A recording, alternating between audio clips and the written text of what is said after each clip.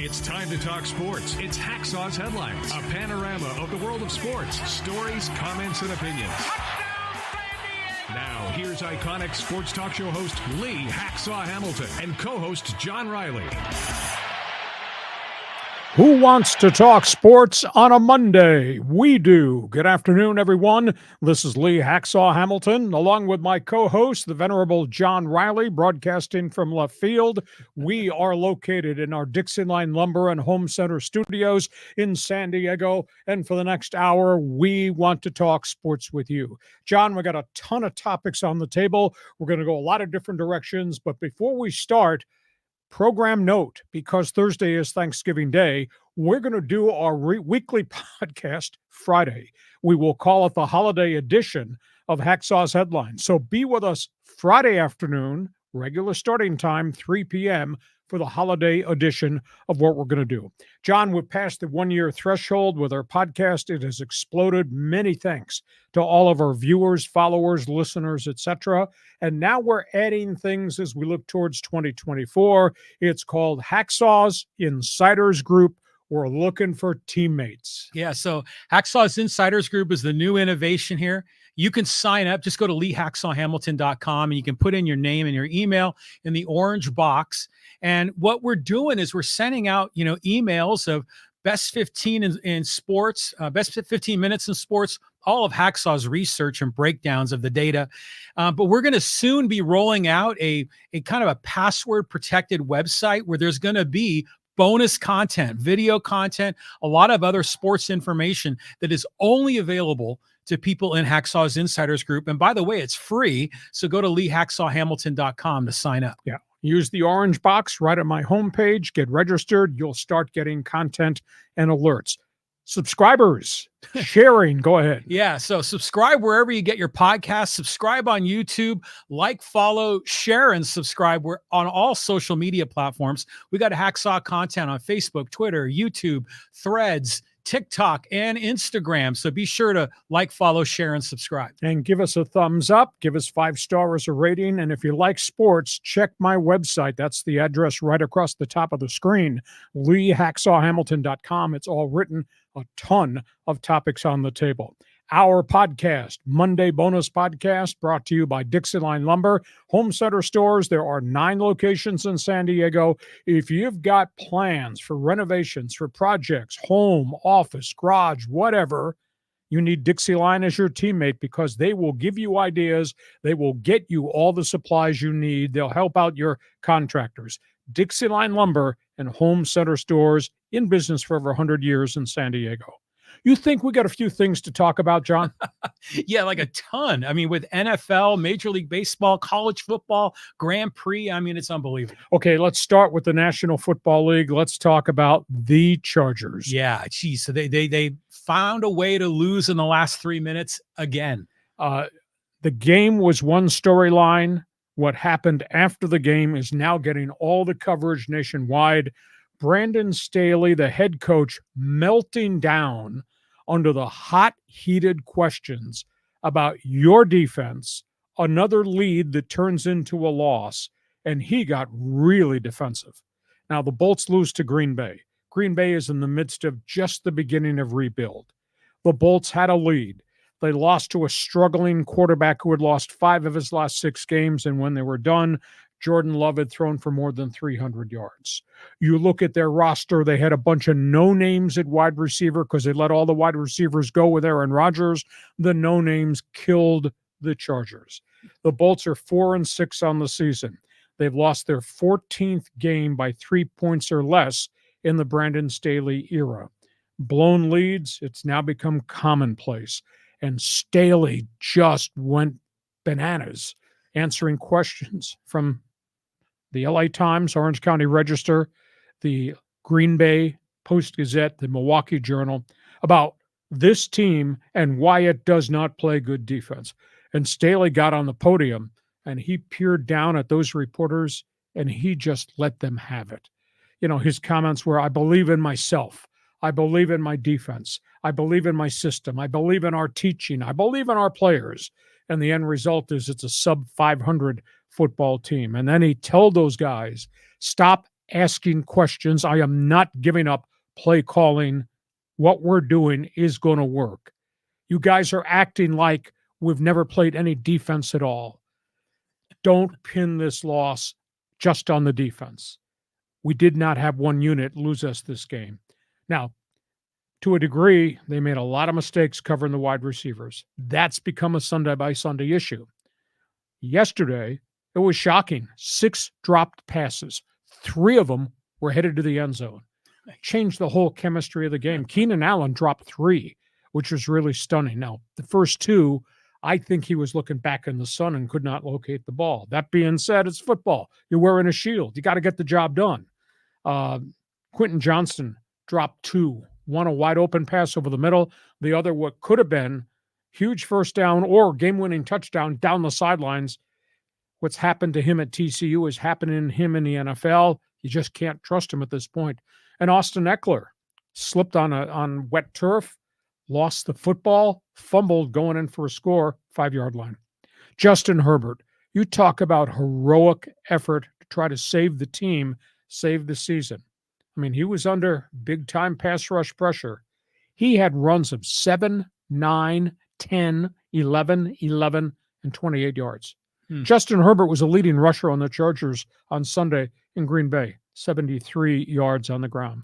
And these defensive backs are driving me crazy. Asante Samuel, high draft pick. Now, watching this game, somebody runs a crossing route, Samuel's in coverage, and the ball goes sailing way over the receiver's head. Jordan Love just airmailed it. Samuel's jumping up and down, like, I made a play. You didn't make a damn play. The ball was 10 feet over the receiver. What are you doing? Right. Next play, 3rd and 20, pass interference. Oh, God. Bad call, cheap call. Michael Davis, who struggled first 2 years, played really consistent last year, struggling again all this year. He gives up a couple of big passes. Then he gives up what turned out to be the game-winning touchdown when they couldn't get aligned defensively because Matt LaFleur came to the line of scrimmage with a really different look, how they spread the receivers. And the Chargers are trying to communicate as the ball's being snapped. And Michael Davis, moving along towards the sidelines, runs right into Ken Murray, the linebacker. Receiver goes right by him, catches the ball over his head. And if it wasn't bad enough, then they got the whole Joey Bosa situation where he goes down in the first series. I don't know. As of mid-afternoon on Monday, they had yet to detail whether it was a sprained foot, a broken foot, or a Lisfranc injury. When I first saw him go down and the fact he could not walk, I feared he had ruptured his Achilles tendon. Does not appear that happened, but he's going to be out for a chunk of time. And this raises another quandary question. He's always getting hurt. He's never playing 16 games a season. There's always chunks of time in a season in which he's gone. So, John, you're out there in left field. I'm just going to give you the piece of paper. You write the note. What are you telling Brandon Staley about Brandon Staley's response to losses? And what's the fans' perspective of this team and what they continue to do on an almost Sunday by Sunday basis? Well, do you sense that we're near the end of Brandon Staley? Because when they start getting defensive, when they start arguing with the media, when they start saying, quit asking me that question, you know they're right near the edge. Like they're going to get pushed off the cliff any second. I mean, what do you think, Lee? I don't think the Chargers fire him in season. There has to be an evaluation if this turns out to be a non-playoff season, especially if it turns out to be a sub-500 season. Has to be an evaluation. Is this guy overwhelmed to be a head coach any longer? But, you know, there's a bigger picture here aside from that. John Spanos, thanks, Dad, for giving me the job. John Spanos and Tom Telesco are a combined 83 and 89 since they took over football operations 10 years ago. Have never won a playoff game in this chunk of time. That's a big issue. And by the way, Dean Spanos, hope you're enjoying your Sunday up there, because down here, I think a lot of people are enjoying what they're seeing right now. Yeah. Look at the Charger laundry list of head coaches those guys have hired. Offensive coordinators. The first one, Al Saunders. I was there. Second one, Dan Henning. I was there. Third one, after that, Kevin Gilbride. That was a disaster. Big time. Mike McCoy. Mm-hmm. Anthony Lynn. Brandon Staley. That's six. That's six head coaches that Team Spanos has hired who are hot coordinators. Not one of them's worked out. Not one of them has ever been a head coach again. So do you think there's a problem at the top of the hierarchy with the decision-making? Oh, yeah. First Family of Football right now is in last place in the AFC West. That's what they call themselves. The First Family of Football. Hey, you forgot my brother, Mike Riley. He was another one of them, right? One of the guys up there coaching. It's stunning. Did you see the stat during the game about all the fourth quarter games they've blown since 1970? Mm-hmm. All of the games of, what was it, under 3, maybe 1 score games they always lose. I mean, I remember in the 90s, back when you were doing play-by-play, and I would religiously listen to 690 all the time. And when the Chargers would lose on Sunday, Monday was like a depression day, and I'd listen to your show and all the Charger fans are complaining and bummed out. And you have it up to here. And it's so relieving not to be a Charger fan anymore, so that I don't have to feel depressed on Mondays. Charger fans still here in San Diego, are they watching because they're rooting for Justin Herbert, or are they watching because they're hating on Dean Spanos? Yeah, that's a good question. I think there's definitely some fans that have decided just to stick with the LA Chargers. They're Charger people. They're still Charger people, just like Raider Nation. Wherever the Raiders land, they follow them. I think we've kind of gotten over this idea of wanting them to lose because we hate Spanos. I mean, I guess that's still driving a lot of fans. I think we all recognize Herbert is terrific, but they're still sort of kind of the local team, right, in Southern California. And to me, it's almost like entertainment to see how they're going to screw it up every fourth quarter, every game. It's just insane. Okay, when we're done with this podcast, you are going to join us on Fans Forum, right? Jump into the chat box. This is topic 1. Brandon Staley in over his head as head coach. Brandon Staley done.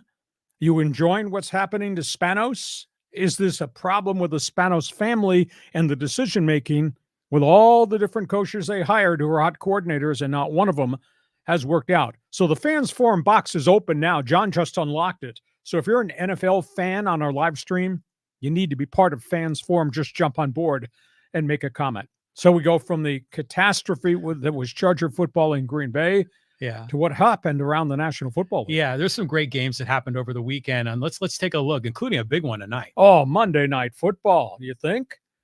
You lock the door, don't let the wifey in the house. We're going to watch this game. Eagles, Chiefs, Jalen Hurts versus a defense. Nobody talks about Kansas City's defense. It's always about Mahomes and Kelsey and Swift.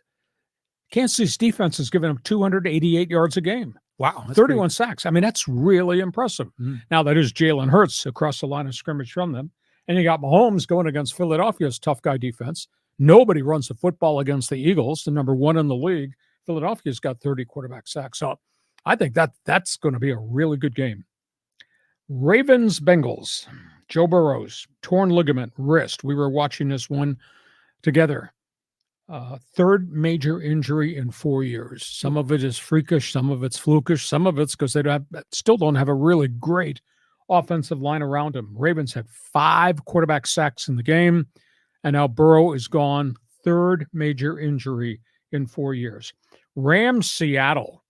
Man, that was a violent game. Both starting quarterbacks got knocked out of the game with heavy, heavy hits. They both came back at the end. Seahawks self-destructed. 12 penalties for 130 yards. What is Pete Carroll's team doing? Matthew Stafford, he took a shot in the chest that thought knock his heart out. He came back in the game at the end. He led him to 2 touchdown drives and a field goal drive in about a 6-minute span. That was pretty impressive. Miami Raiders. Well, the big question, Raiders played with great passion against bad clubs. What would happen when they played somebody good? Well, Tua went up and down the field for the Dolphins. 325 yards, 2 touchdowns. Tyreek Hill, 10 catches, $146. Now, they didn't put a lot of scores into the end zone. Raiders kind of played pretty gritty. Aiden O'Connell had 3 interceptions, the Raiders rookie quarterback. Raiders only had 46 yards rushing. I thought they had to run the football to keep Tua off the field. That being said, it was only 1-score game. So I guess there's a moral accomplishment there for the Raiders, but Miami won. Lions losing to the Bears, and sometimes you think Sunday to Sunday, well, did you spend everything in the gas tank last Sunday when they punched the Chargers in the mouth? Because they didn't look like the same team against the lowly Bears, but Jared Goff led them on a comeback. 2 touchdowns and a safety in the final 3 minutes of the game. Detroit marches on. Chicago goes home with another loss. And then Houston, Arizona. C.J. Stroud, 3rd straight big statistical week. The Texans beat Arizona. Stroud goes for 336 and a couple of touchdowns. Something else that nobody's talking about in Houston. They got a running back who, if he was doing this in Buffalo, he'd still be in Buffalo and the Bills would be better. Devin Singletary was a really high draft pick about 3 years ago and did not do very much with the Bills. He's had back-to-back 100-plus yard games. He ran for 112 yesterday. So, John, there where you are. We got Monday Night Football, the Burrow curse, Rams, Seattle, Raider Nation, and C.J. Stroud. Pick a name, pick a topic. Tell me what you think. Well, I was watching the Rams-Seahawks game, and when Geno Smith got hurt, if I recall, the Seahawks were down, and he had his elbow all wrapped up, and he was trying to pass the ball on the sidelines, couldn't do it. And you could tell that he was so frustrated. He really wanted to get back in that game and win it. And their backup quarterback was the guy they got in the trade from Drew Denver. Lock. Yeah, Lock. He didn't do anything. And so Smith was just chomping at the bit to get back in there, but they just didn't have enough to win that game. Well, he did get back in the game. I'm giving him a lot of courage for going out there with what appears to be maybe a bruised elbow, because I think his arm went numb, and that's why he couldn't do it. But then I think the feeling came back, and they put the wrap on it, and he came back. And I don't know if you saw the Stafford hit. Holy cow. He took a shot face on into the chest. And I couldn't believe, A, he got up, B, went to the sideline, C, came back in the game, and then D, let him down the field. Well, what about the Chicago-Detroit game? I mean, I know Detroit had the big comeback at the end, but there's been a lot of heat on Justin Fields. Now, did he have a good game? Was he performing? But it sounds like their defense is what screwed up. Well, I think he threw for 106 and he ran for 114. So, yeah, he didn't turn the ball over. But at the end of the day, they don't have a lot of offense in Chicago. If that quarterback isn't doing dazzling things, they're not competitive. That's not a real good offensive football team. And, the rule book says you got to play 60 minutes against Dan Campbell's team, and Dan Campbell's team plays 60 minutes. Yeah. Now, they didn't look right in the beginning. They looked gassed. They weren't what they were the prior weekend when they played the Chargers in that game. But, boy, they hitched it up at the end. And how about C.J. Stroud? I mean, now everybody is just, first of all, Houston's got 6 wins. This is down in the dumps Houston. This is talentless Houston. This is failing front office Houston. And now all the free agents they signed, and Singletary, who they saw something that Buffalo couldn't get out of him, they're getting it out of him. And C.J. Stroud is just putting up phenomenal numbers. Yeah, I mean, it's terrific. It's a great story because the people weren't sure if he had the mental ability to be a good quarterback. He clearly has got the brain power to do it. The kind of a side story on that whole thing is that when the Chargers moved to L.A. and we were all frustrated, my son adopted the Arizona Cardinals as his team. And boy, that's been a terrible experience. Then my son moves to Houston and we're thinking, oh, you're doomed again. You're going to have another crappy team to follow. And now, hey, now the Texas, the Houston Texans are a fun team to root for. So I'm kind of happy for him in Houston. Yeah, Stroud is really special. I mean, he has made such an arrival with what was supposed to be a rebuilding year. We talked about this when training camps open. It's like a whole new team, whole new roster. They're bringing guys in everywhere. I think they led the league in street free agents signed. They got 6 wins right now. Yeah, DeMeco Ryans, coach of the year, maybe. Exactly.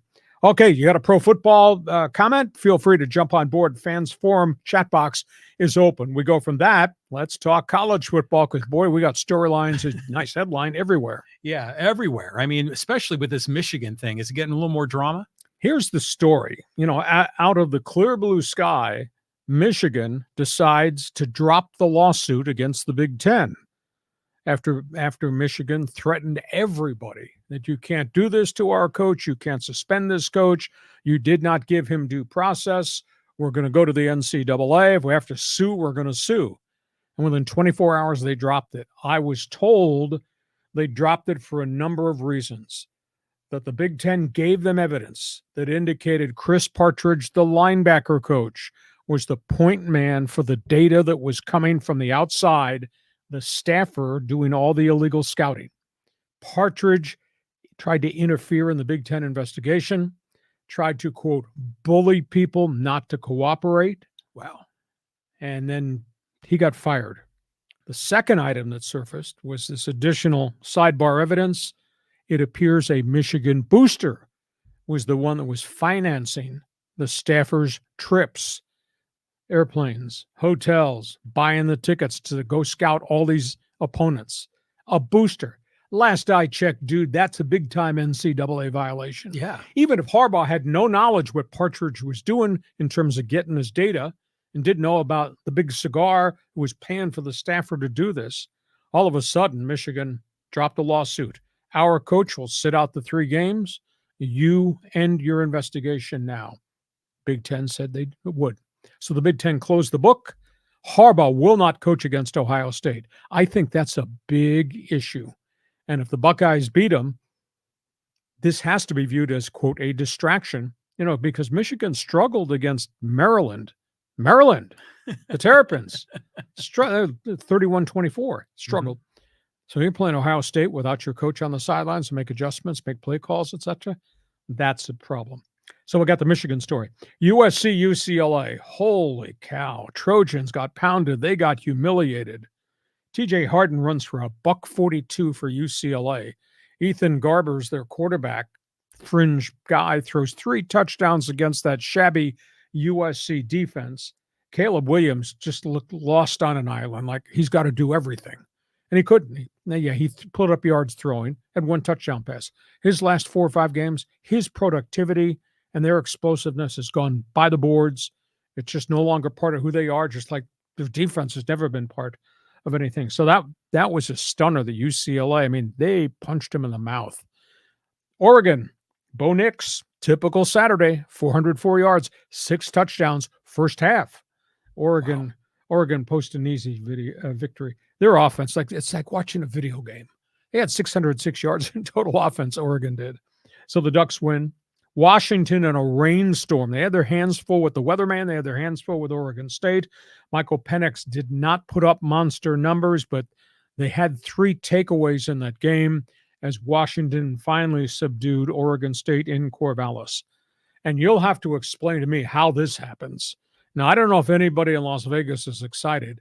UNLV is 9-2. Barry Odom, first-year coach, ex-refugee from Arkansas and a bunch of other places, imports all these guys in the transfer portal. They're 9-2, and they whacked Air Force. Air Force has lost 3 in a row. They look like a fatigued football team, and their quarterback, Zach Larrier, has been hurt the last couple of weeks. So Vegas is 9-2. Go figure that. Just like you think that's strange. Well, same thing with the flagship schools in the conference, San Diego State, Boise State, both conducting head coaching searches. So what a strange upside-down year in the Mountain West Conference. John, your eyeballs were dilated Saturday. You watched too much college football. Yeah. Response. Okay. Well, first of all, I still have a hard time believing that Harbaugh didn't know that the booster was giving money to the linebackers coach, and the linebackers coach is flying everywhere and videotaping. Well, it wasn't a linebackers coach. It was a staffer. Oh, pardon me. The independent staffer, the booster was given the airline tickets to and the cash and all that. But then the staffer come back with the dossier of information and give it to Chris Partridge. Okay, and so that's Partridge, the linebacker coach. Yes, so that's why Harbaugh Partridge got must have fired. been thinking, this Partridge guy is a genius. I mean, at some point you got to say this kind of smells bad. So once the Michigan said, okay, 3 game suspension and it's over, that's the smart move right there. I mean, this should be a far more severe penalty. They did not want to go to a lawsuit, get into court, and get into the word of the day, discovery. Then they're going to learn more and more and more. Is the game against Ohio State in the Big House in Michigan, or is it down at the Horseshoe? I think it's down Horseshoe. Okay, so the offensive coordinator, I think, is the head coach, and he's a guy to root for. The other comment I'll make is UNLV. I mean, this is incredible because for the longest time, their football program was a disaster. It was like one of the worst in the Mountain West for years. Decades. I mean, well, they had Randall Cunningham, I think, at one point, but that was like forever ago. And they always played in that old stadium, and it was freezing cold. Now they're in that nice place where the Raiders play. Hey, good on Vegas. You know, they got something cooking there. Now, it'd be great to see all UNLV sports across the board to be super competitive, because the Las Vegas is growing up in a hurry, and it'd be, you know, it's a shame when their programs are down. Well, they were big time under Tark the Shark, but that's a few 3-point shots ago. Yeah, quite a bit. Hey, okay. Reminder, our podcast brought to you by DIXIELINE Lumber and Home Center Stores. A reminder that they are helping you prepare for the fall holidays. John, they do a lot of things for people like you and me that just kind of walk in the door. So just for all of our people on our live stream, if they got projects planned or they're just thinking outside the box, these people, DIXIELINE, are the right people to guide them and help them get all the supplies they need. Yeah, it just depends on what you need to do. Like if you're looking to remodel your kitchen or bathroom or put in doors and windows, then you need to talk to an expert, and they can give you some, you know, guidance on what's going to work and what's going to fit in your situation. But sometimes you just need to fix a toilet or, you know, a leaky faucet. You just roll into their store, and they've got staff there that are former contractors that really understand this business. They'll be able to give you the advice and recommend the right kind of parts and tools you need to solve the problem. Christmas card gift from DIXIELINE to the guy in the house. It's kind of cool. Well, yeah. I mean, you can get them a gift card, and, you know, the dudes are always looking for the new tool, that new Milwaukee power tool setup, workbenches. I mean, they got a lot of neat stuff that would be great for a gift. Okay. You got projects? These are your best friends. DIXIELINE Lumber, Home Center Stores, our best friend too.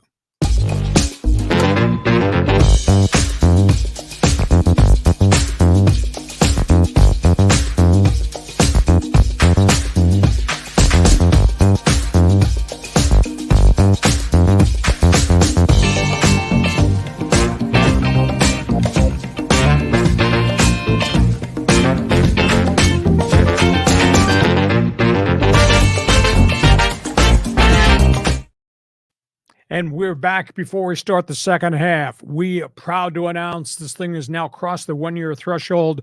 We've had great response and success from people in town, out of town, longtime listeners, first-time viewers, doesn't matter. Glad you enjoy our podcast, our bonus podcast on Monday, our regular podcast on Thursday. Now, it's a holiday weekend coming up. We're going to take our Thursday podcast. We're going to flip it after we have the pumpkin pie and cream. We're going to do a special Friday holiday podcast. So we'll be back Friday as part of our weekly schedule. And John, Insiders Group, explain to those on live stream, because we're looking for people to come join our team. Yeah, so the Insiders Group is your chance to get more involved, kind of learn more. We got a lot of exclusive content. You know, Lee, you've been doing the best 15 minutes in sports on your website forever. It's incredible data, but there's still some people that have never seen it. And so now we're emailing it out to everybody. And this is like all the data, all your research, all the numbers that kind of guide a lot of your sports journalism. This is like a great one-pager of everything that's going on in the world of sports. And you'll get the best 15 minutes emailed to you each day. Go to my website, register to join the Insiders Group. It's a big orange box on the upper right-hand side. You'll start to get that daily, and you'll get all the other information that we're planning to do some really unique and different things in 2024. And also, John, for everybody that needs to be able to sound off, introduce to them Fans Forum and what happens at the end of this podcast. Okay, so Fans Forum, look at, they're already loading up here. I see Javier, I see Kevin, I see SG Sports Talk Channel, and Michael, and George, and John. I mean, so if you've got a question or a comment for Hacksaw on anything in the world of sports, just type in your comment or question in the live chat on Facebook or YouTube. And if you like sports, as John said, go to my website. It's all written. You will really like it. LeeHacksawHamilton.com. Anytime, day or night, there's a ton of information there.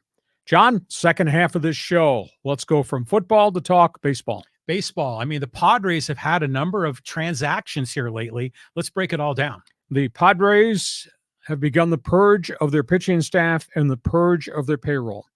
As of this hour, 9 pitchers who were part of that Padre staff last year are off the roster. Some walk free agents like the superstar Cy Young Award winning Blake Snell. Other guys coming off injuries did not have good seasons, like Drew Pomeranz, Luis Garcia. Total of 9 pitchers are gone from the Padres. And right now, that's a $91 million saving of the payroll from the guys whose contracts have come off the books. Now, that's the problem. I don't know what the solution is, because to go back into the marketplace, you're going to have to pay, and you have to overpay to get pitching. So the amount of money that is below what they spent last year is going to be spent pretty quickly, and especially if 30 million of that or 33 million of that winds up going to Juan Soto. I was a little bit surprised they traded Scott Barlow, the relief pitcher they'd gotten from Kansas City, who pitched pretty effectively towards a chunk at the end of the season, but it's a $7 million contract. They did not want to pay it. So he's part of those 9 that's gone. They did not offer a contract to Tim Hill, nor to Luis Garcia. They did trade for a relief pitcher from Cleveland, Enyel De Los Santos, and they've also signed at this point 6 to 7 career minor leaguers. Those guys are AA, AAA. Maybe there's a gem there. I don't know if they're going to be a player for the Japanese pitcher Yash Yamamoto, who today filed for free agency and effective Tuesday can start taking contract offers from teams. So the Padres obviously have cleared payroll. Unfortunately, they've cleared some significant pitchers off their roster. John, you're the biggest Padre fan I know. You please tell me how they're going to replace all these guys. Wouldn't it be nice to have Mackenzie Gore, still, the young kid that's waiting for his opportunity? They need to have some of those kind of guys. And, Adrian Morejon is potentially one of those kind of guys. If he stays healthy. Right. And he's not. But you wonder, where within the system do they have guys that are going to be legit starters at the major league level? Well, the next one is Rob Snelling, but he's only at AA. I think he's a ways away from the major leagues. And then you got these other guys in AAA, and they just kind of cycle through the roster, and they're nothing special. So they've got a problem. I mean, if they're going to want to get some legit starting pitchers, they're going to have to go out and sign guys and pay a lot of money. Or you rent one in a trade. But what is the price you have to pay in terms of young talent if you want Corbin Burns in Milwaukee? If you want Shane Bieber from Cleveland? There's about 5 of those guys out there that you can acquire in a one-year rental, but you're going to have to give up something to get them. Well, the Brewers just let go of Brandon Woodruff. But he's out for the entire season, shoulder surgery. That's right. So, every team is looking for pitching. There's just not enough pitching to go around. So I think the Padres are in a really tough spot here. I don't know how they're going to solve this. Well, name a manager first, and that may come right before Thanksgiving, and then we'll see what they do roster-wise. Historically, GM AJ, formerly Rockstar general manager, formerly Hot Lava guy, he's been able to go find guys. But in this year, more than anything, since 9 have departed, he's going to have to go find a lot of guys. That's going to be a challenge. If you had a chance to wave your magic wand and undo the Juan Soto trade with Washington, would you do it? It wouldn't just be that one trade. I would undo all the contracts that GM AJ gave out because they are so pinned to a corner they can't get out of. People may like Manny Machado, but they're not going to take on 10 more years. Right. And they like Bogarts, who I think is a rock-solid, steady guy, but not taking an 11-year contract. Obviously, Tatis at 14 years, Cronenworth 8 years. He gave out so many absurd contracts. They are now locked into those contracts that cannot be moved. And the only way he's going to get players is either overpay in the free agent market again, because he's overpaid for everybody, or he's going to have to trade more young prospects again, like he's done twice. I think they're between a rock and a hard place. Yes, you do have an established lineup. There's no argument there. Those guys have to be better next year than they were this year when they underachieved. But geez, he's short of so many pitchers right now. You're a Padre fan? You tell us, how much trouble are they in? Join us right now. Get ready to participate in Fans Forum. That's not the only baseball story going on here, John. Yeah, so we already had one free agent signing, the Phillies, and Aaron Nola. Aaron Nola decides not to go onto the open market and visit people. There were reports he had a lot of people interested in him. 7 years, $172 million. That's $24 million per year. Veteran pitcher, has really taught himself to be a complete pitcher. He's staying in Philadelphia. I guess the good news there is he didn't go to Dodger Stadium. Second good news, Philadelphia's out of the running probably for the Japanese star Yoshi Yamamoto. Now, how does this impact Blake Snell's value? Although Snell won the Cy Young Award and was a really dominant pitcher for about 4.5 months, Nola's been rock solid the last group of years. So does this decrease the value of Blake Snell, or is Blake Snell going to be a $25 million a year pitcher? So that's one storyline. Your buddy, Mr. Home Run Ball, Lance Lynn, he found a job already. He did. He's going back to St. Louis with the Cardinals. Interesting. On a one-year deal. And I took an $8 million pay cut. That's the cost of giving up 44 home runs. Right. Lance Lynn just signed with the St. Louis Cardinals. Wow. So the dominoes, they're going to start to fall. I don't think everybody's going to sit here and wait for Ohtani to make his decision, because he's in a different stratosphere from the rest of Major League Baseball. So people are going to start moving on players. The other baseball story involves the Oakland Athletics. You know, this was so bitter, the decision to take him out of Oakland. They finally got the approval to move to Vegas and all that. It was all this anger that came from the new mayor of Oakland about how John Fisher operated the team. Well, they talked. They talked this weekend, and this is kind of unique. John Fisher, who's an Oakland native, by the way, doing this to his hometown, taking the 4-time world champion Athletics out of his hometown. John Fisher owns 40% of the land at the Oakland Coliseum. He bought that in conjunction with the city. City has gone back to him and said, we want to repurchase that land from you at the price you paid. We want to develop that Howard Terminal site where the stadium was supposedly going to be built. Sell it to us, be a good citizen. Fisher comes back, says, I'll talk to you if you will allow me to rent the Coliseum at an affordable price for the next 3 years, because they have no place to play, because that Las Vegas thing won't be open until 28. So the A's are now talking to Oakland. The city is talking to the baseball club about doing some short-term lease. And I don't understand how this would be fair to the players.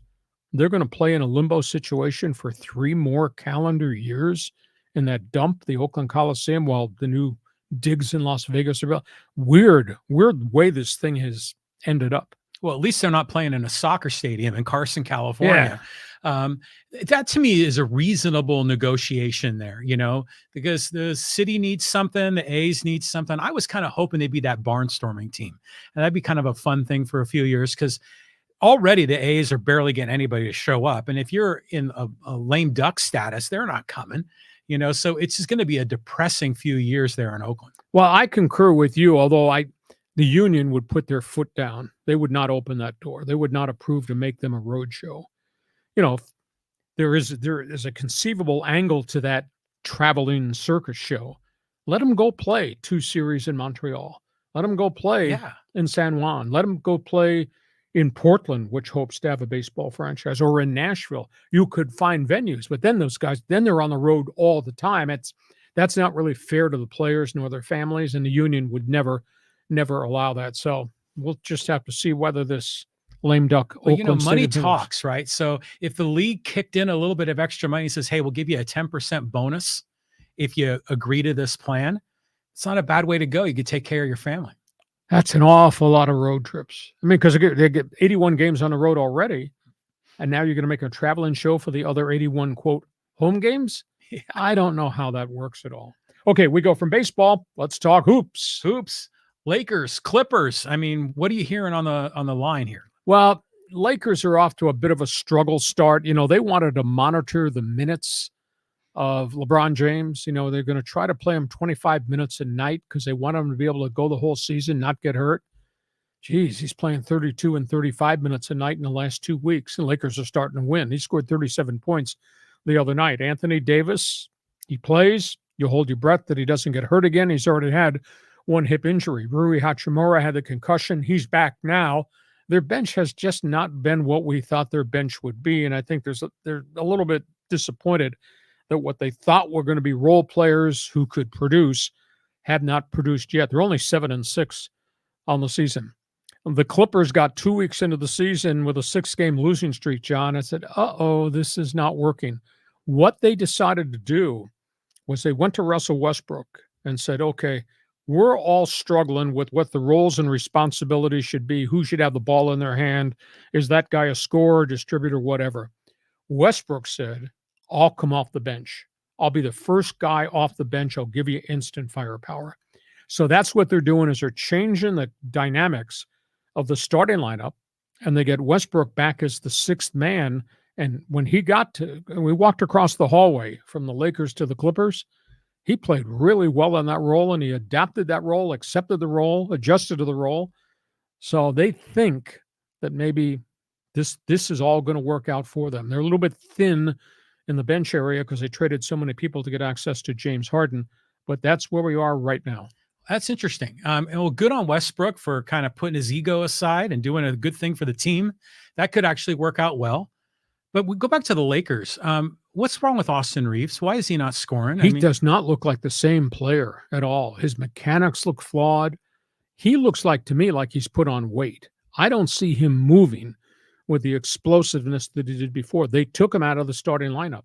Wow. But he was, at one point, he was shooting 31% from the floor. And his outside shots, that's what makes him good. Mm-hmm. But it's early in the season. Maybe they'll figure this out. But at this point, he is first guy off the bench. But John, I watch those games, and he does not look like the same player from a physical standpoint that he did. Now, maybe the scouting books have caught up to him. Maybe they figured ways to defend him into things he doesn't do really well. But boy, he's out of sync. Well, I think if I recall, it was Austin Reeves. I saw photos on Twitter that now he's hooking up with all these Hollywood girls and everything's great. And that could take his eye off the ball, right? And he might be going out partying a little too much. Okay, we go from basketball. Speaking of not so great, this is a shocker to me. Yeah, I mean, we expected, or who lied here? We were joking about it before we got started. We expected the GULLS to be a lot better. They won their first 2 games of the season on the road in Ontario. They beat the LA Kings Top Farm Club. They came home and they played before 12,000. And they have not won a game since the first 2. Ooh. They are winless. They're 0-8-3. Nobody is scoring goals for the GULLS except Pavel Regenda, the Czechoslovakian. They've scored in 13 games, have scored 33 goals. That's just a shade over 2 goals per game. You can't win anywhere in hockey averaging 2.3 goals per game. The Ducks have been playing well. Now, the Ducks have got injury problems. Trevor Zegras and Jamie Drysdale, their 2 young cornerstone icons, have both been hurt, and they have really struggled. Zegras is not scoring at all. He has not been in the lineup of late. My problem with the GULLS, I understand it's a developmental team for the Ducks. My problem is the Ducks have sent all these young guys here, and some of these guys are in their 2nd or 3rd year in the American League, and they're still not scoring. Why are they under contract? If you can't score in the AHL, you are not going to score in the NHL. We're 3 years into this, and there's some guys that have played a combined 75 games for the GULLS and have scored 5 goals. Wow. It's stunning. And they got the son of a young, a former NHLer, Yannick Perreault, had a nice career in the National Hockey League with the Kings in Montreal and Toronto. And his son, Jacob Perreault, showed here with great accolades in junior, came in here, played okay, and hasn't done anything in the last year and a half. I just asked the Ducks, why are these guys under pro contracts? You're 3rd year into the American League, and you still can't pot goals? They put them in a tough situation. Their attendance has plunged. They had 4,700 on the weekend. Yeah. 4,700. A team that used to average 11,000, 12,000. Who wants to pay money to go watch 2.3 goals a game? That's going to be tough. Does the NHL have like a lot of developmental coaching staff that works their way through the minor league system? Well, yeah, that's what this is all about. Mm-hmm. It is development. But the question is, if I give you a block of cement, and you're a good coach, you think you make that block of cement into a hockey player? No, and that's the problem. It's just what the Ducks have sent here has not panned out. It's early. I understand it's early, but they have dug such a bleeping big hole. We're not even to December 1st, and their playoff hopes might be over already. Playoffs? We talking about playoffs? Yeah. Okay, let's go from puck. Let's go to soccer. Soccer. This is always good to talk about Team USA. How's the Nations League going? Well, they shut out Trinidad in the first Nations League tournament game, 3-0. Last week we talked, if you're a soccer fan, feel free to join this conversation.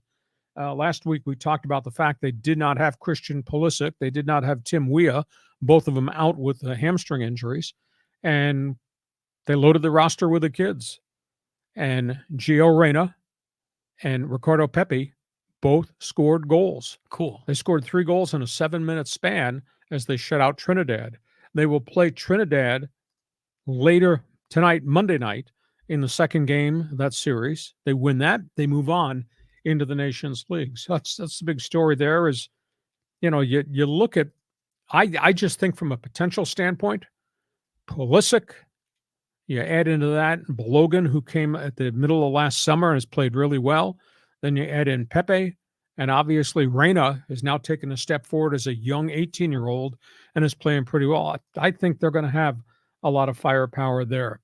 The other soccer story is a really weird one.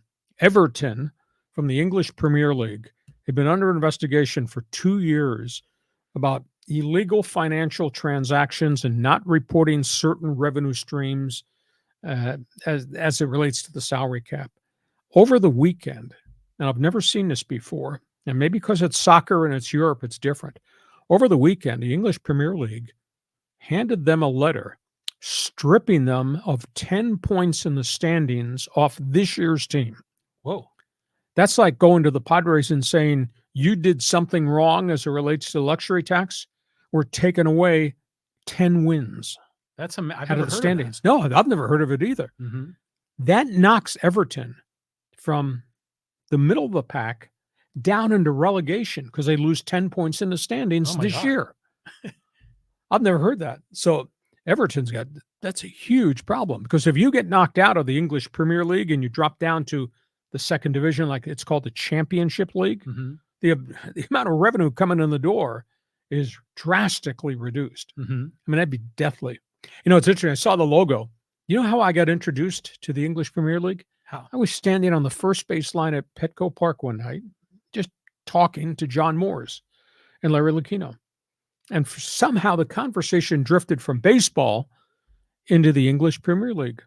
And John Moores investigated buying 50% control of Everton in the EPL. Interesting. This was in the early days before everybody, Fenway Sports Group and all these other people, the Glazers that own these pro franchises, dove into the EPL. John considered it, and at the last minute, he elected not to do it. But that's how I got introduced to the English Premier League, and that's why if you call my house at 4:30 Saturday morning, I might be up watching an EPL game because I love the English Premier League. Everton's in big trouble. Well, look at you, like hanging out with all the big wigs in the Padre organization.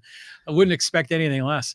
I have a question though about the Premier League because Everton is one of the premier teams of that league, right? Well, they've had flashes of years that they were okay. They're not Manchester United that goes back to the 1950s, and they're not Manchester City, which is the current flag carrier of greatness. And it's not Arsenal that had a decade run, and it's not Liverpool that had the unbeaten season recently. They used to be solid, but they're not solid now. Yeah. Okay, that's fair. But I guess my question is have there been any big name programs that have fallen down in relegation? Or not big name, but they might be the first one to go. Yeah, because it seems like the ones that cycle through in and out are kind of the lesser teams that we don't really hear much about. There's a story that I wrote about a couple weeks ago, and it was about, quote, the fair play rule, which in essence is the salary cap. And I think the number was Manchester United. Their total payroll was $289 million. And the newest team in the EPL, it's called Luton Town. They were just upgraded from the Championship League. Mm-hmm. For the fans that don't know, the bottom 3 teams each year in the EPL get relegated down one level. And the top 3 teams in the Championship League jump up. The payroll for Manchester United for the Red Devils, I think, was $289 million. Luton Town's payroll, I think, is $49 million. You talk about massive disparity. So even though it's neat to have 20 teams in the English Premier League, the bottom half of the bottom half, and they come in and they come out of relegation. Well, 49 million is still a hell of a lot more than what Fisher is playing the Oakland A's. Exactly. Okay, we go from that. Last topic on the table before we get to Fans Forum.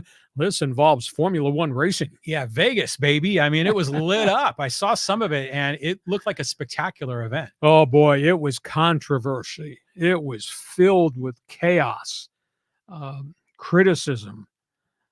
What happened was that they put the race in Vegas. Liberty Media, which owns F1, spent $500,000 infrastructure to build the racing stables for all the cars, all the seats and everything. Mm-hmm. Spent a ton of money. Priced the tickets really highly. Tickets were sold, bing, bing, bing, right at the beginning. Sales stopped. Prices were so grossly high. Hotel rooms prices went up. People quit going to Vegas and staying in all those hotels on the Strip for this past 3-day weekend. So there was a lot of fallout. And then they get to practice on Friday. And of course, it was a night race. Mm-hmm. They're going to practice. And 8 laps into the practice, the pavement on the main straightaway breaks up. Really? And there's manhole covers that are sticking up because the pavement's broken around it.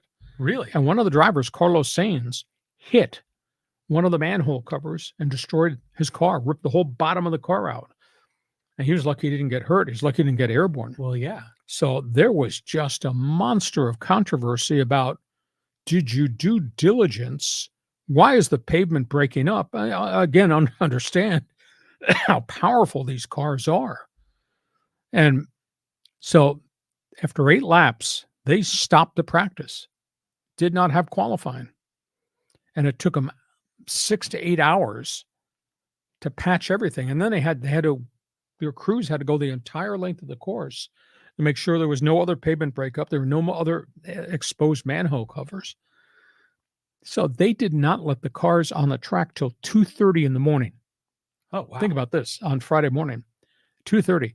And then somebody in F1 made the decision, there's not enough security here. We have to remove all the fans. They can't watch it. That's at 2:30 in the morning. So now they got fans pissed off. Yeah. The drivers are all upset because they turned this thing into a circus. They had the drivers going to all these public appearances when the drivers are supposed to either be getting rested or going through race meetings, etc. And there's a huge jet lag problem because they all came from Europe. Right. Holy cow. And Max Verstappen, he just ripped the hell out of F1. Said, how could you do this to the sport? Well, they finally held the race. And Verstappen made a couple of bold moves, beat the pole sitter Charles Leclerc, passed him twice, and won the race, his 18th win in a row. And on the podium, he indicated this was quite an adventure. We think there's great upside here in Las Vegas. Obviously, somebody got to him and told him to shut his mouth. Right. He was very positive about the end result. I mean, it was pretty snazzy. I watched a chunk of it on TV Saturday night. I'd totally forgotten it was a night race. So it was electric. It was neon, and that's what Vegas is. Yeah, of course. But man, the controversy from Thursday into race night was absolutely staggering. And F1 is expanding. They have 3 races stateside now, and rumors are going to go to 5. They're going to find 2 more venues. But this one was kind of cool. They wanted to make it their, quote, championship event in the U.S., and there was a lot of glitter that appealed to guys like you, I know. But so they got through it. Verstappen dominated and won again. But, man, they had about 72 hours of hell. Yeah. It's interesting to me that they pulled this off because logistically, that's a big effort to reform your whole city and create this racetrack there. Over the objections of the hotel owners who were really barking. And also of small business owners and the people that work in the community. Well, they had to build catch fences on all the straightaways. I mean, it was quite a financial investment from just the track safety perspective to put this in place. And then it interrupted the business dealings of the hotels and the merchants, and they were really steamed about that. And then the doggone track broke up. I would say it was part disaster, but sure looked like by the end result Saturday night was part success too. Yeah, I think all parties are committed to making this work. F1, the Vegas leadership, because if they can make that thing a spectacular event, I mean, that could be a big deal in America. But I want to go back to the manhole cover. It makes me wonder, like, how low do those cars drive? I mean, if it's only a few inches and that manhole cover maybe is just tilted a bit, that's enough to cause problems. Rip the bottom out of Carlos Sainz's car. I saw the bottom of it. He's lucky he didn't get airborne or the thing didn't flip, because the guys are flying down the main straightaway in front of the hotels. It was a 1.5 mile straight shot. Wow. Usually F1 is around the trees and the hills and all that. Mm-hmm. This was a very different layout. So it was a success, but boy, did it come at a price in terms of credibility and controversy. Okay, before we roll into Fans Forum, John, just briefly explain again. We're looking for teammates now to join our team. Now that we are 1 year into this, we want you to become part of Hacksaw's Insiders group. Don't be outside the circle. John? Okay, so we got lots of guys lined up here. We just added David and Joey and Force Ghost Fabio, Kevin, Joe, 4RXLA, Anthony, Michael, John. There's so many guys lined up in Fans Forum. We're hoping to get to all of you with comments and questions for Hacksaw. You want to get started? Before we do, just a reminder, Fans Forum, just a reminder, join the Insiders group. Go to my website, LeeHacksawHamilton.com. There's a big orange box right on the right-hand side. Sign in. You'll start to get emails, and we've got some unique and really different things planned for all of our followers on live stream as November turns to December, turns to 2024. So join our Insiders group. John, these are your best friends. Some have jobs. Some are out of jail on bail. Go ahead. Let them fire some questions. Out of jail, out on bail. Okay, so let's go here to Javier. And he says, with the Dodgers reportedly offering Aaron Nolan $165 million and him staying with Philly, shows they got some big money to give to an elite pitcher. Oh, there's no doubt about it. Now, a chunk of that big money is obviously going to go towards the sales pitch on Ohtani. But there's going to be a big arm coming. And I don't know if the big arm is going to be Yamamoto, the Japanese star from Oryx Buffalo, or whether it's going to be by virtue of some other free agent like Blake Snell, or maybe they just rent a couple of veteran pitchers. They are talking to the White Sox about a deal for pitcher Dylan Cease. They would have to give up maybe one of the young catchers to make that trade work, or maybe one of the young pitchers.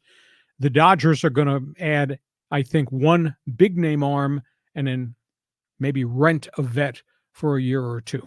Yeah, that they're going to be spending big money. But it's interesting that, Nola he dabbled, I guess, a little bit with the Dodgers. There was some conversation, but it was interesting that he went so quickly. So he must really like it in Philadelphia. Who wouldn't like being with a winner? And that's a winner. Look at that everyday roster. Yeah. I hate to do this, but I have to invoke what I said right at the end of the baseball playoffs. For Padre fan, I apologize in advance. You're going to get upset. The Philadelphia Phillies, with Bryce Harper and all those other guys, the Phillies were everything that Manny Machado and the Padres were not. Am I right or am I right? You're right. You're absolutely right. All the hype, all the positive energy was lacking in San Diego, at least in the dugout. It arrived in Philadelphia. Philly did it, On we go. Let's move on. Fans Forum. Okay, so this is from Kevin. He's talking about, why are Charger fans still watching the team? And Kevin says, we're watching because it's the only game on locally. Well, you've got the CBS package, which would be Charger games, home and road for the most part. You got the Fox 5 package, which would be, quote, the game of the week, which is usually a pretty good NFC game. And then obviously, if you subscribe, you can get Thursday Night Football vis-a-vis Amazon, or if you subscribe, you can shell all the money to go get YouTube, so you get the whole Sunday ticket thing. Mm-hmm. So yeah, there are some limitations, but I'm just curious for our writer there. Are you watching because you still like the Chargers, or you just hate watching because you want to see Spanos lose? Well, because people have to watch. It's one of the few games that's on. But I have a question. So, we see the games at 10 o'clock and 1 o'clock. And some weeks we get 2 games at 10 and 2 games at 1. But then sometimes one of those time slots, we only get 1 game. So what are the rules that TV stations are dealing with there? That's a good question as to how they ferret them out. Some weeks Fox has one. Some weeks CBS has one. I don't quite know why the formula is the way the formula is, but the alternative, and I don't know a lot of fans who want to spend $499 to buy the DirecTV package that went over to YouTube. Do it, John and I did. We just went to a sports bar. Yeah. Walked in the corner of the sports bar. There's 12 TVs there. Hey, dude, can you put this game on over there? Yeah. We want to watch that game. We don't want to watch all these other games. And for the most part, these sports bars do it. So that's my solution. We move on. Let's go to SG Sports Talk Channel. He says, I'm going with the Kansas City Chiefs winning over the Philadelphia Eagles by a final score of 55-7 on Monday Night Football. And Mahomes will throw for over 300 yards. SG, don't drink before you write us. It'll be a good game. I think these two defenses are going to slow each other down. Philadelphia is really dynamic. I mean, A.J. Brown is having an unbelievable season at wide receiver. And if they're not throwing him, they're throwing a Devonta Smith. Philadelphia is pretty doggone good. And Kansas City is not quite what Kansas City has been over the last group of years. The kid receivers have been sometimes good, sometimes bad. I mean, we know one thing for certain. Mahomes will throw to Travis Kelce, and then there'll be a screenshot in the skybox of Taylor Swift. Kansas City is just not the same team offensively. But that being said, as I told John, Kansas City's defense under Steve Spagnuolo, they've drafted a ton of athletes the last 2 years, and they're giving up only 288 per game, and they got 31 sacks. They got more sacks than Philadelphia does. So I think these defenses will close things down. So SG, if you're not going to stop drinking before you send us a message, that's okay. Just send us a note and let us know what you drink so maybe we can enjoy it. Yeah, I know exactly. 55-7. Come on. You said at Kansas City, the defense has been so much better, and I agree with you. But the one thing I realized is that Tyreek Hill, missing him on offense has made a big difference. And boy, is he a difference maker for Miami now. I mean, usually you lose a receiver, you kind of find other receivers to replace them. But Tyreek Hill seems to be in a different stratosphere. I think the other factor is not just Tyreek leaving. Juju Schuster-Smith came from Pittsburgh, and he was really good as not only a possession receiver, but a blocker downfield. And they let him get away. He went to Pittsburgh, and he's not having a good run with the Steelers this season. They traded Mecole Hardman, who had been a role player. He went to the Jets. He kind of washed out there. Everything is going down the drain in New York. He wound up back in Kansas City just 2 weeks ago. So not quite the same thing. Now, they've got young guys. They got this young receiver from Western Michigan, Sky Moore. He's in his second year, and he's been dinged up with a hamstring. But that's a really nice player. They got a young kid, Rice, that's a rookie this year. Played well in a chunk of time, then he got dinged up. So I think there's good talent there. It just hasn't been able to stay on the field at this point in time. But like anything else, salary cap impacts, we're not going to pay Tyreek Hill $19 million a year. So they shipped him off to Miami. We move on. I think we got football every day this week here on Thanksgiving week. Let's go to 4XLA, and he says, Raiders offense has been weak all season, and no quarterback can change that. The defense is playing great. Max Crosby's just playing like a house of fire. I mean, this is a great modern-day pass rusher. He's a really fine player. Their offense going into the game this weekend in Miami was 31st in the league. I mean, they don't protect the quarterback. Josh Jacobs, with the exception of maybe one game or two games, has just not played like the running back he was. The past coaching staff couldn't figure out how to get the ball to Hunter Renfrow. Now the new coaching staff is throwing to Renfrow. You got Devontae Adams. There's trade rumors out there that maybe he wants out at the end of the season, try to go somewhere else. They're just a mess. Now, it's obvious they've given up on Jimmy Garoppolo. I don't know if Aiden O'Connell's the guy. He does make plays down the field. He's the Purdue rookie. But boy, he's turned the ball over a lot. He had 3 fumbles against the Chargers in his first start. His third start this past week, and he threw 3 picks.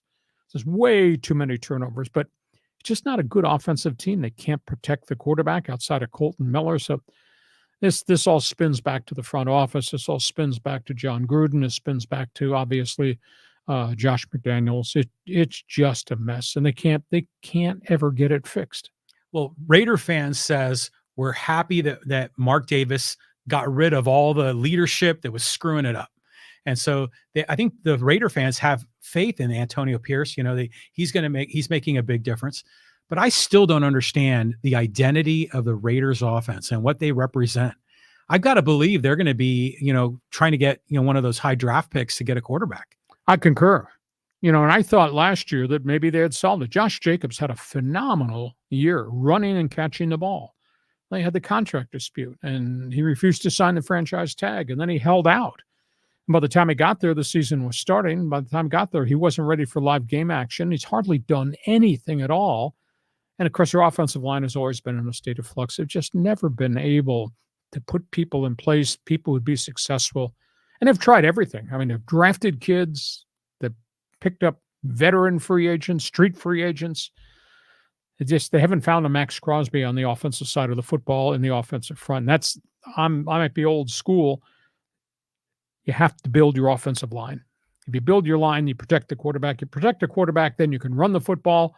Run the football, you can probably throw the football. But, if you don't have it done up front, and they've gone through so many offensive linemen outside of the left tackle, Colton Miller's probably been there 7 or 8 years, and he's rock solid. But the rest of it's hodgepodge. Yeah, well, Deion Sanders, I think, is realizing that as well. You need guys on the line to really beef it up. I didn't want to bring that up, the fact that you had Deion going to the national championship playoffs, and they've lost 7 of their last 8, and now his son is gone for the year. Yeah. He got killed. 52 quarterback sacks. Well, that's a pound. For Shadur. Yeah. That's terrible. Okay. Moving on. Here's a comment from Joey. He says, best show on YouTube. You guys are awesome. Damn right. We are bleeping brilliant. Thank you very much, Joe. Hey, Joe, since we gave you all this pub for the last 3.5 seconds, Yarborough, you need to tell all your friends. Share what we're doing. Have a lot of fun doing it. Thanks for the compliment. Okay, let's get some social media comments in here because we got a ton of those as well. And I thought this was a good one. It was about Ron Washington. This is from Jeremy. And he says, so being a Braves fan, I go to spring training games in Florida. During one game, I was sitting front row, third base side. Ron Washington was nearby. We called his attention and he came over just saying hi to the man. A fellow fan asked him if he could have some gum from the dugout. Next thing I know, here comes Ron Washington with like 30 pieces of gum. It was awesome. Such a great dude and super cool. Just thought I'd share that story here. Well, it is interesting because I had one opinion that he'd been so far removed from actual day-to-day decisions in baseball, and he had a history of not wanting to deal with analytics. And he was great in his own venue, and his venue was coaching up young kids. And I've been told that he did a really great job by the young players in Atlanta. So he gets his chance with the Angels. Now, he won the press conference, the burning question, can he win games with the roster he's got right now? No. The roster he's going to have 2 weeks from now once Ohtani leaves? No. So it'll be on that front office to try to give him quality players that he can teach and coach up. They got some good young ones that have gotten there from the farm system. They desperately need pitching. My goodness. So we'll see. It's only a 2-year deal. There's no doubt that his charisma and his ability to make baseball fun for the young guys and yet put the burden of responsibility, be prepared. I'm going to be very intrigued to see how he handles Anthony Rendon, who really finished up a lousy season by acting like a bum as a teammate at the end of the season. So, and you got to keep Mike Trout healthy, but they've got guys that got to get on the field and stay on the field, and they got to go get more guys to put around those guys. Well, Dodger fan thinks they're going to sign Ohtani and trade for Mike Trout to go from Anaheim to Chavez Ravine. You see it happening? No, not at all, because the same rumors were because Mike Trout's from Jersey that make him a Philly boy. Mm-hmm. That's not going to happen. And again, he got payroll. Yeah. If the Dodgers, you're hallucinating again, aren't you? If the Dodgers are going to sign Ohtani, big check. If the Dodgers are going to sign Blake Snell or trade for somebody else's frontline pitching, that's a big check. Dodgers are not going over $300 million in payroll. They're not going to do a Mets thing. But that's why they've funneled all this money out by letting all these guys not picking up the options on these guys' contracts. So the Dodgers have got a significant chunk of money here to spend, but the issue is it's going to be spent the minute it's Ohtani or Snell or Ohtani and somebody else. Yeah, I mean, they got a lot of money to go around, but they still have a limit on what they can possibly. Well, everybody's got a limit because of the luxury tax thresholds. Exactly. All right, let's move on here. Let's talk a little bit about conference realignment. This is always a big topic in social media. This is from Ganjin. He says, do the scheduling alliance for the 2024-2025 season with the Mountain West Conference. After that, there will be no exit fee for the Mountain West. At that point, Oregon State, Washington State bring over San Diego State, Boise, Fresno, UNLV, Colorado State, and then look to the AAC and get Texas, San Antonio, Memphis, Tulane, and makes a decent 10-team league. If they want to get to 12 teams, consider USF and Rice. 4209, we don't want a reincarnation of the WAC. Yeah. We don't want Mountain West 2. Based on the court case, and there's some parameters here that we have to pay attention to. Washington State, Oregon State, at this point, still control the operation of what will be left from the Pac-12. And they're going to do the schedule alliance for 2 years. So that helps Oregon State, Washington State fill their schedule. And obviously, those will be nice matchups. San Diego State's going to play both the Beavers and Cougars next year. And obviously, Boise and Air Force and some of the other really good programs, they're going to wind up on the Oregon State, Washington State schedule. So they'll be good games. At the end of 25, when all the TV contracts expire, then the decision will be made. How many do they take from the Mountain West? As part of this scheduling alliance, they have to take all of them. That's what the Mountain West agreed to. In essence, the Mountain West would dissolve. Everybody move all the furniture into the Pac-12 conference. Now, the question is, does Washington State, Oregon State, and the Pac-2 come back and say, okay, we don't want New Mexico. We don't want Wyoming or San Jose State, whatever. We're willing to write you a check to keep you where you are in whatever conference you're going to have. And then we'll just take the 4 or 5 or 6 free agent schools that we desire. Mm-hmm. Well, the Mountain West agreed to that because the Mountain West initially said, no, you can't cherry pick us.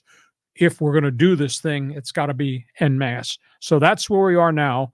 And the next thing is the judge's decision for the Pac-2 to take over control is already being appealed to the state Supreme Court in Washington, and then we'll see where it goes from there. Well, if they were able to take the Pac-2 and the Mountain West and the whole Mountain West as one group and still have it as a Power 5, then I'm okay, having New Mexico. I mean, after all, the SEC has Vanderbilt. Yeah. Every those big conferences usually have 1 or 2 doormats that are at the bottom every year. Don't you demean Northwestern and Rutgers? How dare you? We'll see. There'll be negotiations there. Go ahead. Next one. Let's get some hockey in here. And this is from Jeremy, and it's talking about Connor McDavid. He says, he's not a winner. Scoring is one thing. Winning is an entirely different thing in a team game. Franchise players are never role players, and that's what McDavid is. He's an offensive role player with 0 defensive team play capabilities. The team keeps hiring coaches to avoid facing that fact. He'll never win a cup unless he can just be a role player. Problem for him is role players aren't generally as expensive as he is. If Edmonton wants to pretend they're trying to win a cup, they need to take the C off of his chest and stop pretending the highest paid player is a leader by default, because it's not true. Oh, Canada. Wow. I wonder if Jeremy's from Calgary. Calgary always hates on Edmonton. The problem, as I view it, bad goaltending. They've had it for years. They never solved it. The second problem is it is a team that's driven strictly by Connor McDavid and Leon Draisaitl. They're complementary guys. Their second and third line guys just have not been very productive. No doubt, Connor McDavid gets a ton of ice time, and he's on everything that goes on. I don't know if he's a defensive liability. I know he's a great talent. My perception is they don't have enough support people. Because I'll tell you what, when you get to the NHL playoffs, what happens on the third and fourth lines, whether it's winning faceoffs or it's checking people into the ice or scoring weird goals, that always comes from somebody's third and fourth line guys. Edmonton just has not been able to do that. And it's strange. And they've gone through a lot of different coaches. They've gone through hard asses, like the coach of the Kings who was up there. And they went through a nice guy, Woodcraft, who did really well up until the start of the season when they went, 2-8-2 out of the gate, and they fired him. So it's fascinating. The general manager is in his last year. He is going to retire, Ken Holland, at the end of the year. And a lot of people are saying, can you leave now? Good riddance to you. So it's a mystery. But, hey, There's no strange mysteries.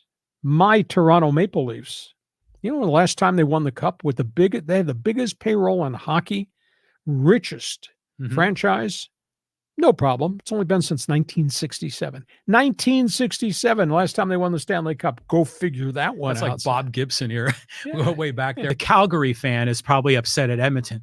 What are the regional rivalries? I mean, like Yankees, Red Sox, Giants, Dodgers. Oh, Battle of Alberta. Holy cow.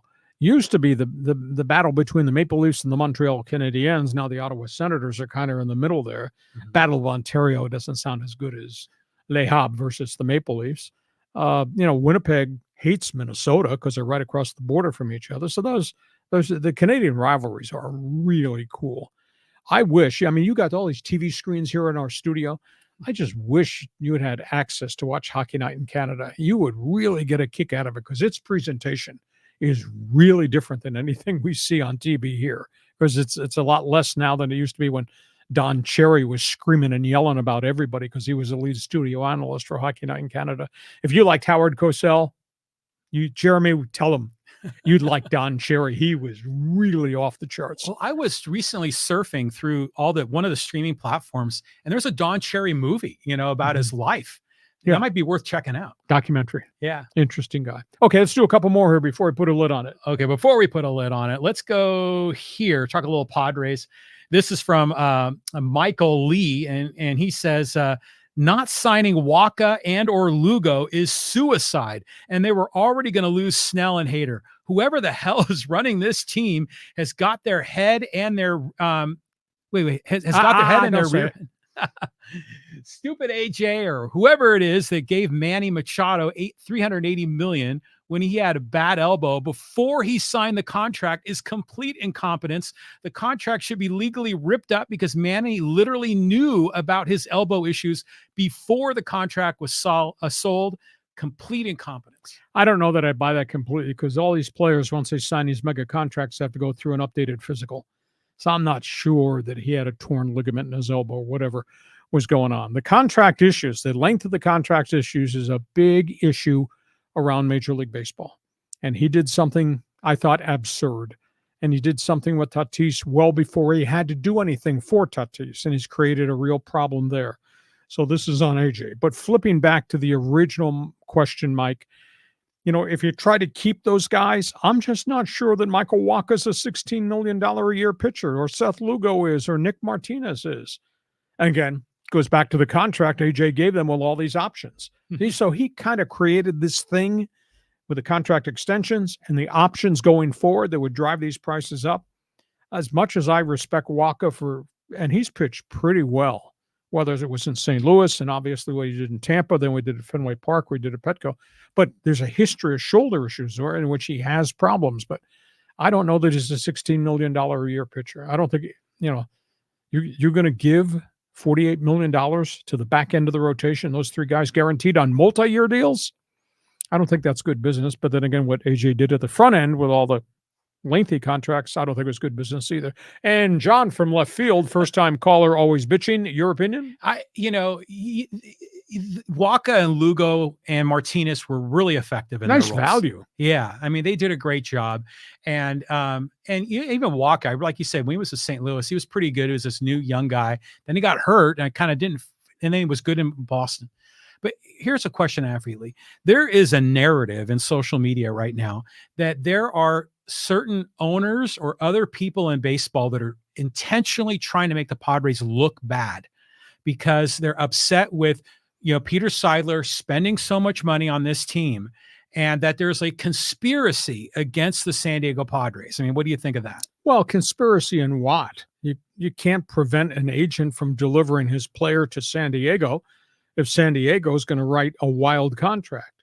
Red Sox can't control that. Nobody can. Now, they may be upset, but that's their own business. And, run your own damn business, Miami Marlins, with the lowest payroll on the planet for the last decade and a half. And I don't want to hear anything out of Oakland or some of these other places. It was Peter Seidler's money, and he pushed it to the front of the table, and that was going to be his legacy to get us to the World Series. I will say this. Very few of the Padre players on social media have mentioned anything about Seidler's passing, and I really find that odd. Fernando Tatis just did. I just saw that. Yeah. And Yu Darvish had done prior. Mm-hmm. I don't know where Machado is. Where is Soto? For as benevolent a man as this guy was, Seidler, taking care of all his players, I thought there would have been a phenomenal outpouring of response from Padre players towards him. I've not seen anything from Joe Musgrove. Now, maybe I'm not looking in the right places, but there's an awful lot of players that owe that man a thank you. I thought what Tatis wrote in his podcast or his text today was, we owe it to continue his legacy. That's pretty well said. Yeah, well, good on Tatis for doing that. But we've all seen those pictures, like prior to Manny, having the extension, that he was pregame, had his arm around Peter Seidler, and they were best buds. So yeah, you would expect to hear more outpouring, especially from these guys that are getting paid, like, a third of $1 billion to play for the Padres. So yeah, that's something. Okay. Program reminder, Thursday, Thanksgiving, you will have the pie with the ice cream. Give it to John. We're going to be off Thursday, but we're going to do a Friday holiday podcast at 3 p.m. So make sure you jot that down somewhere. We'll be back on here on Friday. Reminder, join our insiders group. You need to go to my website, the big orange box right on the front page. Fill it out. You'll go on our email list. You'll start getting a lot of different stuff. We've got some great plans going forward for 2024. We have no friends. That's okay. You got a lot of friends. Tell your friends, your posse, your team, what we're doing on our podcast, what we're doing on our website. Share and then subscribe so you'll get all the extra alerts we have. John, happy Thanksgiving. Save me the extra piece of pumpkin pie. We'll be back in here Friday for the holiday edition of the show. So you think Taylor Swift is going to the Kelsey family for Thanksgiving? Might be. Hey, listen, happy Thanksgiving to you. Thanks for being part of our team. You've made the past calendar year really a lot of fun. We'll see you Friday with a holiday edition of Hacksaw's Headlines, brought to you by DIXIELINE Lumber and Home Center Stores, 9 locations serving San Diego, your best friend when it comes time to do home projects. Have yourself a happy Thanksgiving. Join us again for Hacksaw's Headlines on YouTube, Facebook, and Twitter. And find the audio version on your favorite podcast apps. For more content, go to LeeHacksawHamilton.com.